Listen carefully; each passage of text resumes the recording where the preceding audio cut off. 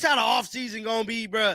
Y'all might as well keep y'all bills on. Caitlin Clark has landed a huge win against the WNBA. We got Caitlin Clark dealing with the front office. That story that I released a couple of days ago. Caitlin Clark's ultimate revenge on the WNBA was never going to happen on the basketball court. It wasn't going to be a game-winning shot or a broken record.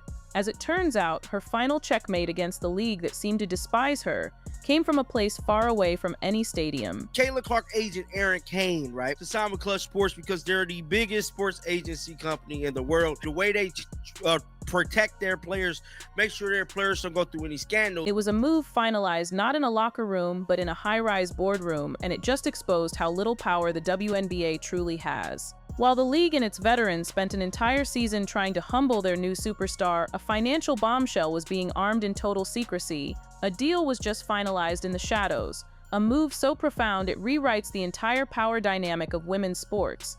It proves that while the WNBA was playing checkers, Caitlin Clark's team was playing a game of high-stakes, billion-dollar chess, and they just captured the king. To understand the sheer magnitude of this revenge, you have to remember what this season was really like.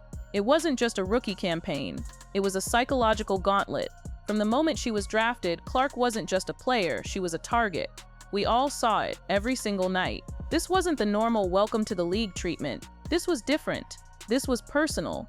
We saw the blindside shoulder checks when she was just standing there. We saw the off-ball hip checks designed to send a message. We saw players taking cheap shots and then bragging about it in the post-game press conference, fueled by a media narrative that tried to paint Clark as soft or deserving of the treatment. It was a coordinated campaign, and for months it seemed to be working. The physical abuse was bad, but what made it truly sinister was the silence from the officials. The referees, night after night, seemed to swallow their whistles. Clark would get body slammed to the floor, and the refs would just stare blankly, signaling play on. The same officials would then turn around and hit Clark with a technical foul for merely muttering a word under her breath or waving her hand in frustration. The double standard wasn't just obvious, it was insulting. It sent a clear message to the entire league. The WNBA's #1 asset, the woman single-handedly selling out arenas and rewriting media deals, was not going to be protected. The league's commissioner, Cathy Engelbert, offered nothing but weak platitudes and pathetic fines that did nothing to stop the behavior. The league itself seemed complicit, more interested in managing PR than in protecting its own golden goose. And through it all, fans were screaming one question: where was Caitlin Clark's agent? Where was her protection?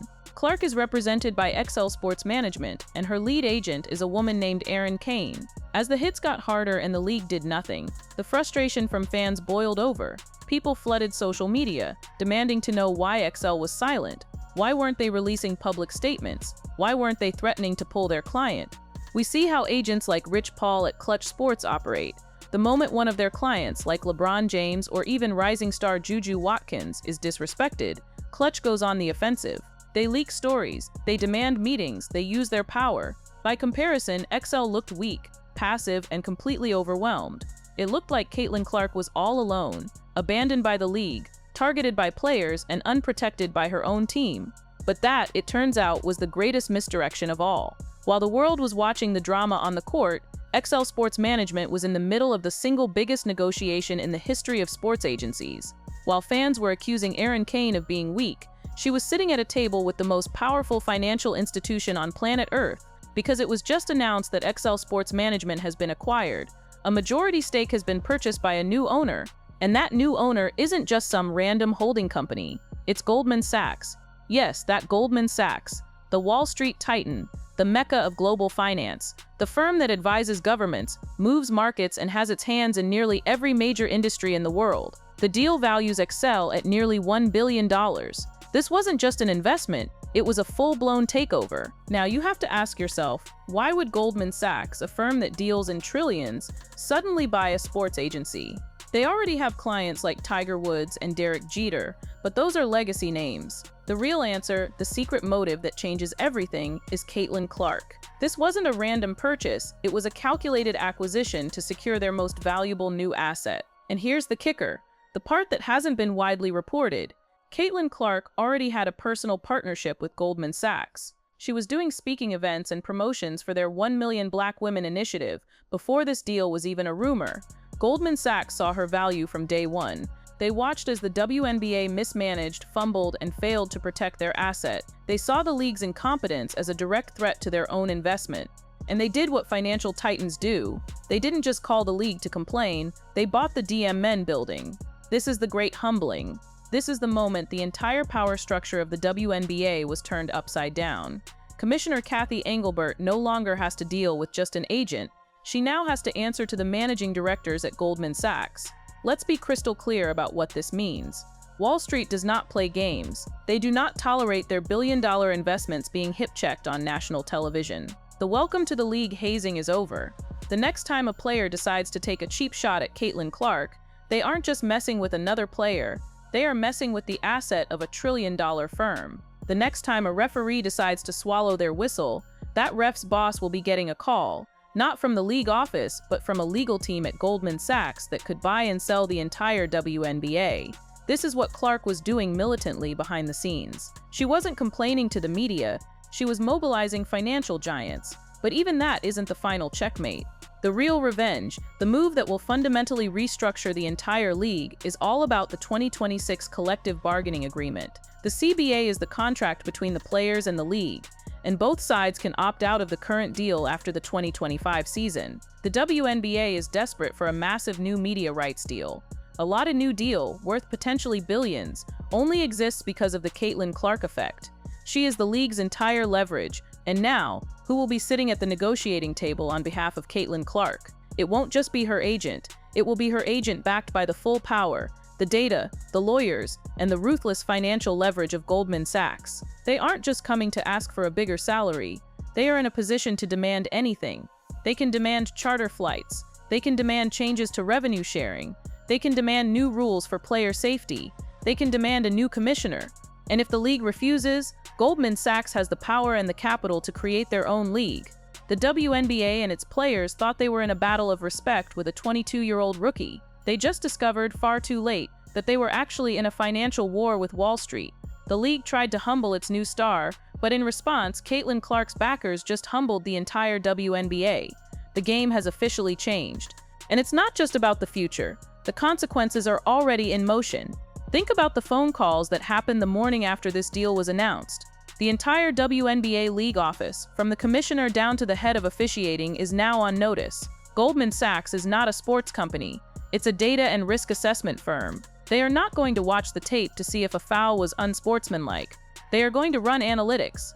They will calculate in real time the financial risk associated with every single bad call. They will quantify the brand damage every time their billion-dollar asset is targeted and the league fails to respond. This isn't about sportsmanship anymore. It is about asset management.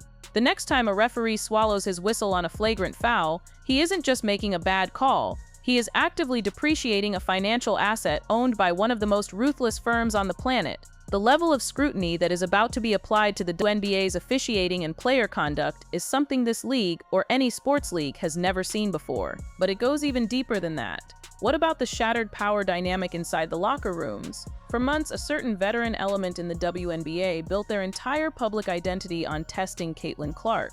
They controlled the narrative, they were the gatekeepers, they were the ones who would decide if Clark was worthy. That power has completely and totally evaporated. They didn't just pick a fight with a rookie, they picked a fight with their new boss. The realization must be chilling. The very player they tried to marginalize and intimidate is now, for all intents and purposes, the single most powerful entity in their entire sport. A new ice-cold division has just been drawn in the league. There are the players who are smart enough to realize the game has changed and that their future financial security depends on getting on the right side of this new power structure. And then there are the ones who will double down on their resentment, only to find themselves completely frozen out. The WNBPA, the players' union, is now in an impossible position. How can they bargain against a force that has more money and data than the entire league combined? Their leverage in the 2026 CBA talks just vanished overnight. And this brings us to the agent herself, Aaron Kaine. For an entire season, she was the primary target of fan outrage. Fire her, they said. She's weak. She's failing her client. The entire world looked at her silence as incompetence. But we were all wrong. She wasn't passive, she was negotiating. She wasn't failing to protect her client by tweeting. She was protecting her client by meeting with the managing directors of Goldman Sachs. She didn't just play the game, she changed the board. She didn't counterpunch the WNBA's weak PR, she staged a silent corporate coup. While the league was busy trying to put out small fires, Aaron Kaine was negotiating the sale of the entire DMN fire department. This wasn't just a good move, it was a masterstroke. A move so silent and so militant, as some would say, that nobody even saw it coming. She has been totally vindicated, proving she is one of the most formidable strategists in the game. Think about the whiplash in the sports media. All those talking heads, all those commentators who spent months building their brands on attacking Caitlin Clark, the ones who called her soft, a crybaby, or argued that she deserved the treatment for getting too much attention. They were all framing this as a sports debate, a question of paying dues. They've just been exposed as fools, arguing about the wrong thing entirely. This was never a sports debate. It was a financial transaction. Their entire narrative has been disarmed. Attacking Caitlin Clark is no longer a hot take to get clicks. It is now, quite literally, arguing against the interests of Wall Street. They are no longer critiquing a rookie. They are questioning the investment strategy of Goldman Sachs. Good luck with that. Their transition from aggressive critics to fawning supporters is going to be brutal, and it's already begun. But we have to ask the final, most sinister question. What is the real endgame here? Does a firm like Goldman Sachs really care about the nuances of a basketball game? Or do they care about media properties, assets, and market control? This acquisition of Excel might not be the final move. It might just be step one. The WNBA is an asset with massive, untapped growth potential, currently being held back by an incompetent legacy structure. Goldman Sachs now controls the league's only valuable component, Caitlin Clark. Step 2 is the 2026 CBA negotiation, where they will use their leverage to bleed the old guard dry, demanding terms the league simply cannot afford. And then comes step 3. When the league is on its knees, financially broken by the very demands they enabled, who will be there to save it? Who will be there to buy the entire league for pennies on the dollar and restructure it in their own image? This might not just be about protecting a client. This could be the first shot in a full-blown hostile takeover of the entire sport, using Caitlin Clark as the ultimate Trojan horse. The WNBA thought it was teaching a lesson to a rookie. Instead, the league just got a lesson in real power. The players thought they were enforcing a hierarchy, but they just found out they are at the very bottom of a new food chain. The final revenge isn't just about getting respect or winning games. It's about control. And Caitlin Clark, backed by the full, terrifying weight of Wall Street, just took all of it. The humbling is complete, and this chilling new reality will be felt immediately, long before the 2026 CBA talks ever begin. It will be felt on the very first tip-off of next season. Watch the officiating. Watch how quickly the no calls turn into superstar calls. The first time Caitlin Clark gets hit with an off-ball screen that's a half-second late, that whistle is going to blow. Goldman Sachs doesn't tolerate faulty equipment, and a referee who refuses to protect their primary asset is just that faulty. He will be reviewed, analyzed, and replaced by someone who can see the fouls. This isn't a request for respect, it's a non-negotiable term of business. The physical intimidation campaign is over, effective immediately. Imagine the psychological warfare inside the WNBA's own locker rooms. Imagine being one of the veteran players who built their brand on sneering at Clark, who fed anonymous quotes to the media about her, who made it their personal mission to test her. Now, you have to walk into that same locker room, look her in the eye, and know that your own future salary, your own charter flights, your own piece of the next media deal is being negotiated by her backers. You tried to make her an outcast, and in doing so, you made yourself irrelevant. The power dynamic hasn't just flipped, it's been annihilated.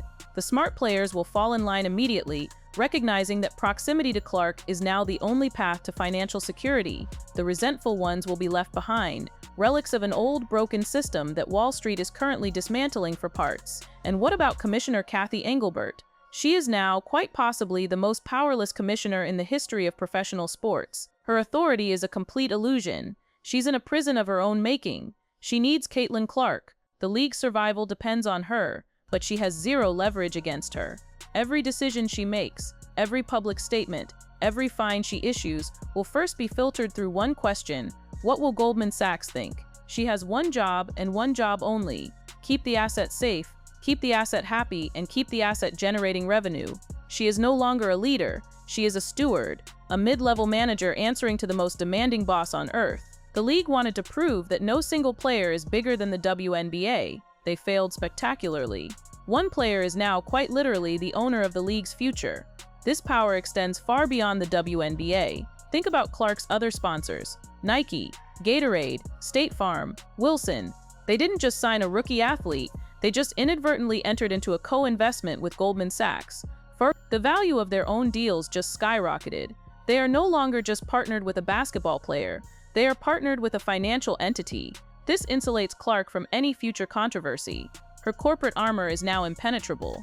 This was never just a rookie season, it was an audit. And the WNBA, its players, and its front office have all been found financially and morally bankrupt. Wall Street has just arrived to collect,